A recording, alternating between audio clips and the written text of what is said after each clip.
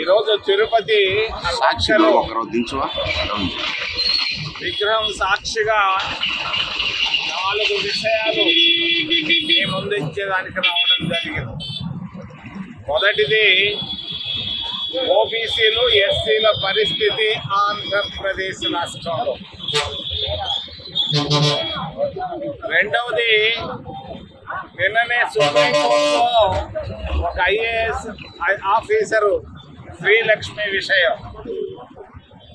మూడవది, అంతర్జాతీయ cricket stadium Tirupati. నాలుగవది, ఆర్టీసీ బస్టాండ్లు, తిరుపతి విమానాలు. కాంగ్రెస్ పార్టీ భారత రాజ్యాంగాన్ని మార్చి ఓబీసీలకు 27% రిజర్వేషన్లు ఇవ్వడం జరిగింది. ఎస్సీలకు 15% రిజర్వేషన్లు ఇవ్వడం జరిగింది. ఎస్టీలకు 7.5% రిజర్వేషన్లు ఇవ్వడం జరిగింది. మరి ఈ రిజర్వేషన్లు ఈ మధ్య కాలంలో ఆంధ్రప్రదేశ్ రాష్ట్రంలో అమలు కావడం లేదు. ఓబీసీలకు, ఎస్సీలకు, ఎస్టీలకు ఆంధ్రప్రదేశ్ ప్రభుత్వంలో ఉన్నటువంటి ఉద్యోగాలలో రిజర్వేషన్లు అమలు చేయటం లేదు. చంద్రబాబు నాయుడు కేవలం, మరి జగన్ బాబు కూడా కేవలం తన ఆస్తులు పెంచుకుంటున్నారే కానీ ప్రజల ఆస్తులను తగ్గిస్తూ పోతున్నారు. ప్రజల ఆస్తులను తగ్గిస్తూ చంద్రబాబు నాయుడు గారి ఆస్తులు పెంచుకుంటూ పోతున్నాడు. ఒక నిరుపేద కుటుంబంలో పుట్టినటువంటి చంద్రబాబు నాయుడు పెంచుకో, నాకేం అభ్యంతరం లేదు.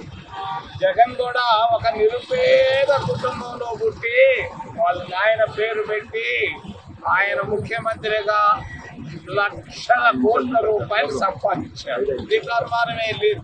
లక్షలు కాకుంటే 1000 కోట్ల రూపాయలు. ప్రజల ఆస్తులు మాత్రం అమ్మేస్తున్నారు, వీళ్ళ ఆస్తులు మాత్రం పెంచుకుంటున్నారు జగన్, చంద్రబాబు. వీళ్ళిద్దరి వల్ల నష్టం వస్తూ ఉంది ఆంధ్రప్రదేశ్ రాష్ట్రానికి, ముఖ్యంగా ఓబీసీలకు, ఎస్సీలకు, ఎస్టీలకు. నేను ఇది ఖండిస్తున్నాను, చంద్రబాబు వైఖరిని, మరి జగన్ బాబు వైఖరిని. మరి నిన్న మొన్నట్లే చూసాం, 12 ఆర్టీసీ బస్ స్టాండ్లు అమ్ముకుంటున్నాడు. అవసరం ఏముందా బస్ స్టాండ్లు అమ్ముకోవాల్సిన పరిస్థితి? ఏం అవసరం వచ్చిందా బస్ స్టాండ్లు అమ్మాల్సిన పని? తిరుపతి విమానాశ్రయం నేను తీసుకొచ్చాను, అంతర్జాతీయ విమానాశ్రయం. విమానాలు రానియటం లేదు. మరి అంతేకాదు, 3000 ఎకరాల భూమిని అదానీకి ముట్ట చెప్పాలన్న ప్రయత్నాలు బాగా జరుగుతున్నాయి కేంద్రంలో. రాష్ట్ర ప్రభుత్వం కూడా సెల్యూట్ కొడతాం. దీన్ని నేను ఖండిస్తున్నా. మరి శ్రీలక్ష్మి అనే అధికారి పాపం, నేను ఇక్కడనే పనిచేసింది. ఆ అమ్మ చాలా పెద్ద అధికారి అవుతుందని నేను అనుకున్నా, ఊహించా.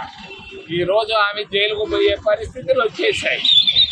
మరి నేను సున్నితంగా రాష్ట్ర అధికారులకు, జిల్లాలో ఉన్న అధికారులందరికీ సూచన చేస్తుంటా, శ్రీలక్ష్మిని మనసులో పెట్టుకోండి. మీ పరిస్థితులు కూడా అధ్వానం అవుతాయి. మీరందరూ మరి కొన్ని రంగుల జెండాలు చేతిలో పెట్టుకొని పనులు చేస్తున్నారు, మాకు తెలుసు. జాగ్రత్త, శ్రీలక్ష్మి లాగా మీరు నష్టపోకుండా జాగ్రత్త పడాలని తెలియజేస్తూ, అంతర్జాతీయ విమానాశ్రయం నేను తీసుకొచ్చాను. దానికి పునాది రాయిలు వేసాను కిరణ్ కుమార్ రెడ్డి దగ్గర. మరి వేసినటువంటి పునాది రాయిని తీసేశాడు చంద్రబాబు నాయుడు.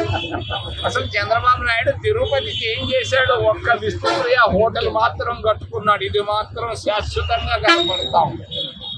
విష్ణుప్రియ హోటల్ ఇచ్చావే కానీ నువ్వు తిరుపతికి అంతర్జాతీయ విమానాశ్రయం నువ్వెందుకు ఆపావు?